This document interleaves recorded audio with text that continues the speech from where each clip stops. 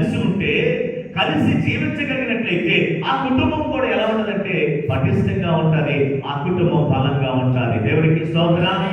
లేకపోతే వీళ్ళిద్దరూ కూడా సరిగా లేకపోతే ఆ చెట్టు గాలులు రాగానే, తుఫానులు రాగానే ఆ చెట్టు పడిపోయినట్టుగా ఈరోజు కూడా కొన్ని శోధనలు రాగానే, కొన్ని సమస్యలు రాగానే, కొన్ని కుటుంబంలో పరిస్థితులు రాగానే ఏమైపోతున్నాయంటే చాలా కుటుంబాలు ఏమైపోతున్నాయంటే గొప్ప కూలిపోతున్నాయి. హల్లెలూయా, హల్లెలూయా. అందుకే మన కుటుంబాలు ఎలా ఉండాలంటే వంశవృక్షములాగా ఉండాలి. ఏమంటే మన తర్వాత మన తర్వాత మన తర్వాత మన తర్వాత తరము, ఈ తరతరాలకి కూడా నీ కుటుంబం ఆశీర్వాదకరంగా ఉండాలి అనుకున్నట్లయితే భార్య భర్తలు ఇద్దరు కూడా భూములో ఎలాగైతే లోతుగా నాటబడిన ఆ చెట్టు లోపల వేళ్ళు ఎలాగైతే ఉంటాయో ఈ కుటుంబంలో మీ ఇద్దరు కూడా అలా ఉండగలిగినట్లయితే ఈ కుటుంబం బలంగా ఉండగలదు. దాన్ని ఎవరు కూడా కదపలేరు, దాన్ని ఎవరు కూడా ఏమీ చేయలేరు. గాలులు వస్తాయి, దాని మీద నుంచి వెళ్ళిపోతూ ఉంటాయి, తుఫానులు వస్తాయి, దాని మీద నుంచి వెళ్ళిపోతుంటాయి. గల కారణం ఏంటంటే లోపల ఉన్న వేలు అంత బలమైనవి.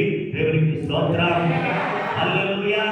అందుకే అంత బలంగా ఉండాలి అనుకున్నట్లయితే కుటుంబంలో ఉన్న భార్య భర్తలు అంత బలంగా ఉండాలి అనుకున్నట్లయితే అందుకే వారికి ఏం కావాలంటే వాక్యం అనే నీరు వారికి కావాలి. దేవునికి స్తోత్రం. కుటుంబాలు ఎందుకు బలంగా ఉండటం లేదంటే దేవుని యొక్క వాక్యం అనే ఆ యొక్క నీరు వారికి లేకపోవడం వలన, పరిశుద్ధాత్మనే ఏమంటే కార్యాల కుటుంబంలో జరగలేకపోవడం వలన ఈరోజు చాలా కుటుంబాలు ఏమైపోతున్నాయంటే చిన్న భిన్నమైపోతూ ఉన్నాయి. దేవునికి స్తోత్రం.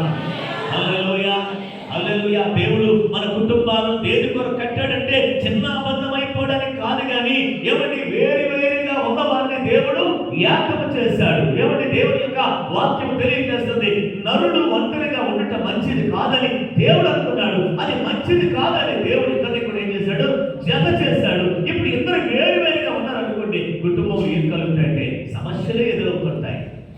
ఎవరికి చాలా సమస్యలు ఎదురవుతుంటాయి. వేరు వేరుగా ఉండడం వల్ల మధ్యలో ఎవరు దూరుతాడు, అపవాదిగాడు దూరుతారు. అందుకే వారిద్దరు కూడా ఏక శరీరం అన్నది దేవుని యొక్క వాక్యము. ఏమంటే అందుకే వివాహం అయ్యేటప్పుడు వారికి ఏం చేస్తారు, ఇవో 2 కుర్చీలు వేస్తారు. ఆ కుర్చీలు వేసి ఆ సేవకుడు మాట్లాడుతూ ఇదిగో వీళ్ళిద్దరి మధ్యలో గ్యాప్ అనేది ఎప్పుడు కూడా ఉండకూడదు. గ్యాప్ వచ్చిందా వాడు అపవాదిగాడు అందులో దూరిపోయి సమస్యలు కలుగు చేస్తాడు. దేవునికి స్తోత్రం.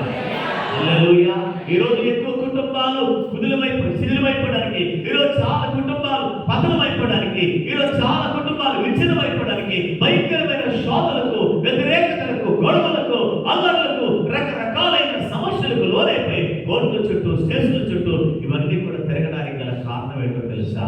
దేవుని యొక్క వాక్యము వారిలో లోతుగా లేకపోవడం వలన. దేవునికి స్తోత్రం. హల్లెలూయా.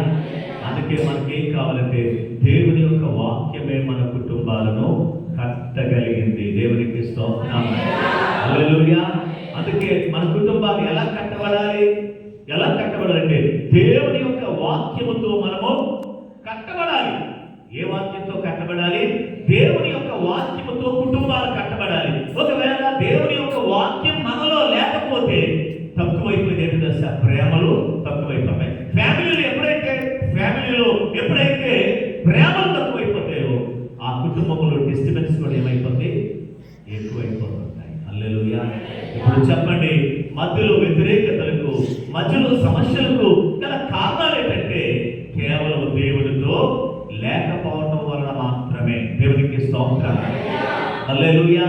అందుకే దేవుడితో ఉన్న కుటుంబాలు బలంగా, పటిష్టంగా ఆ కుటుంబాలు కట్టబడతాయి.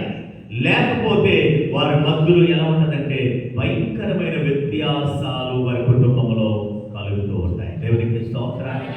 అందుకోసమే మన కుటుంబాలు ఎలా ఉండాలంటే బలముగా కట్టబడిన కుటుంబాల వలె ఉండాలి. అందుకే బైబిల్లో రాయబడి ఉంది, అక్కడ రాయబడిన బండ మీద కట్టబడిన ఇల్లు ఎలా ఉందంట? బలంగా ఉందంట. దేవునికి స్తోత్రం.